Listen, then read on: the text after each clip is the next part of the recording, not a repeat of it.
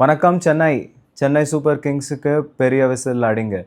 Time has come now. Let's talk about Chennai Super Kings and how are they going to do in this IPL. Hello everyone, welcome to Between the Score. You're going to watch the SWOT analysis of Chennai Super Kings. But before that, we already covered 4 teams: Royal Challengers Bangalore, Gujarat Titans, Kolkata Knight Riders and Sunrisers Hyderabad. Thanks for watching all the videos so far. Do consider giving a like, share and also subscribe Between the Score. 5 more teams are going to come up soon. So before starting with the SWOT, I would like to talk about one player for whom almost the entire nation waits to see him play. Yes, Thala MS Dhoni. The only league he's playing right now. Every year where fans think that he is going to retire, this is his last season, this is gonna be his last season, and he continues to surprise everyone. So yeah, let's get started. And what would be the playing 11? What do you guys think about the playing 11? I have mine. We'll go with it. But yeah, also I would like to see what you guys think about the playing 11 now. This year I'm liking Chennai Super Kings for some reason. I mean, this time the team is not the daddy's army. They are more centric and dependent on the youth and the younger generation of players. They're building a future of CSK. This is something which other teams need to think about. I mean, Chennai has changed its approach and it's only going to gain more number of fans. Let us start with the playing 11 of CSK now. This is going to be a really interesting playing 11 because in last 4 to 5 years, I've not seen Chennai Super Kings expected to field this kind of 11. So I'm really excited to see how the youngsters of CSK are going to perform.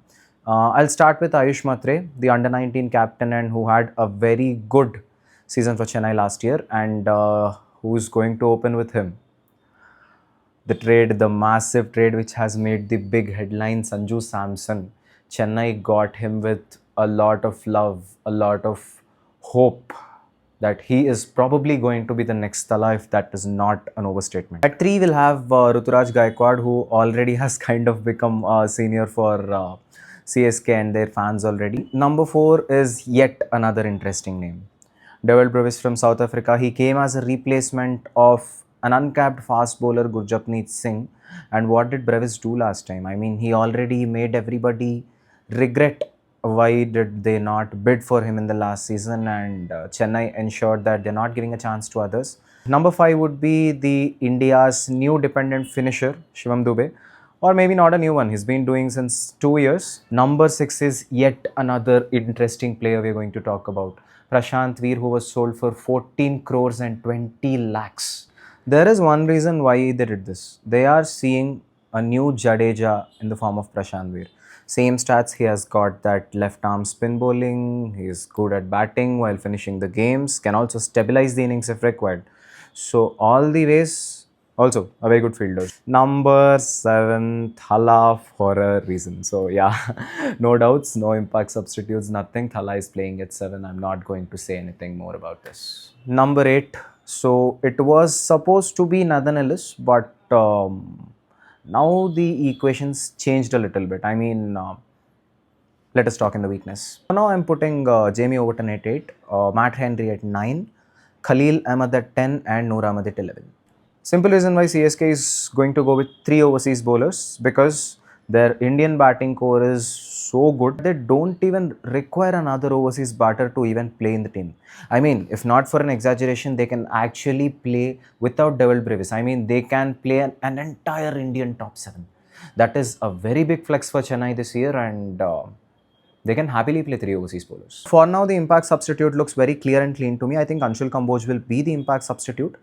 But if they want to play a spinner, in that case, I'll tweak the 11 a little bit. So let us put in Anshul Kamboj in the place of Jamie Overton, and we'll leave that impact substitute option for an overseas, because there is another interesting player, Akil Hussain. Then you already have a Noor Ahmed and you have a Prashant Veer, who are going to give you 8 straight overs.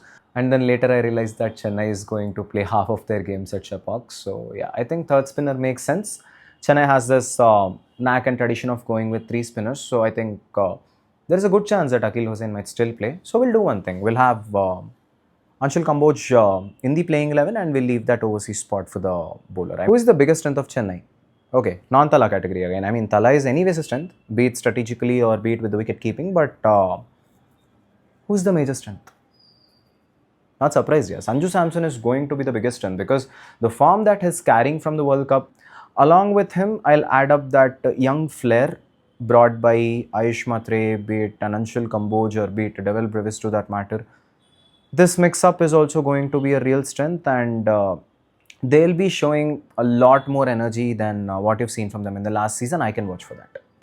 Chennai's weakness, actually, I would not call it as a proper weakness, but the dent that Nathan Ellis has created is probably going to create a little bit of mess with the playing 11 combination. How about the death bowling? With Nathan Ellis, it was always a clear equation that he is going to be their prime death bowler. He might even bowl 3 overs if he was available. But now, who is your death bowler? So, death bowling is a concern for CSK. I would count that as a weakness for now. Apart from that, no, I think everything is fine for them. Opportunity. So if you compare last season of CSK, anything is going to be an opportunity for CSK because this time I am very sure that they're definitely going to give at least 10 to 15% of better performance than last year. Counting that as the worst, they can actually do way better with the team they have and with the environment that is built right now and the addition of Sanju Samson. Everything is a plus, everything is a check for them. So watch out for this team, all the other teams. Threat. One threat is made very clear through the weakness that death bowling is going to definitely trouble them at some or the other point. But I see another threat as well. The team doesn't have so much of experience. I mean, Chennai is actually known for the experience and their clutch performances, but this team is not known for that. So, how are they going to handle the pressure? And if they are succumbing in pressure, I think they might end up losing a few games, and this just might cost Chennai a playoff spot. Chennai backups are decent. They are not so good, but at the same time, not so bad either. You have a Mukesh Chaudhary or a Gurjapneet Singh on the side of Indian fast bowlers. Chennai overseas, they don't have so many options as part of backups because I guess most of them just might be as part of the playing 11. And I'm really interested and curious to know who is going to replace Nathan Ellis because if that player can actually be a value addition to the playing 11, that will kind of fix their problems. I think they need to look at a good fast bowler who can bowl well in depth. Somebody who can walk straight into the playing 11. Also on the side of Indian backups with the bat, they have Sarfaraz Khan, who is really a very good batsman. I mean, he is quite underrated, quite underrated. I mean, I'll not at all be surprised if he's actually being a part of a playing 11 or an impact sub to that matter. Apart from that, Chennai made another bomb purchase in the form of Karthik Sharma at the same price of 14.2 crores. But it looks interesting. I mean, how is Chennai going to fit him in the team? But yeah, they have good backups on the side of Indian batting as well. That's also a check. Final statement. With this energy up and running, driven by the force of young cricketers, which is a real unlike CSK, they are a very strong contenders for a playoff spot. But something unlikely, Chennai is looking a little bit less on the side of experience, and that is where I think experience of Sanju Samson and Mahendra Singh Dhoni is going to come into the picture.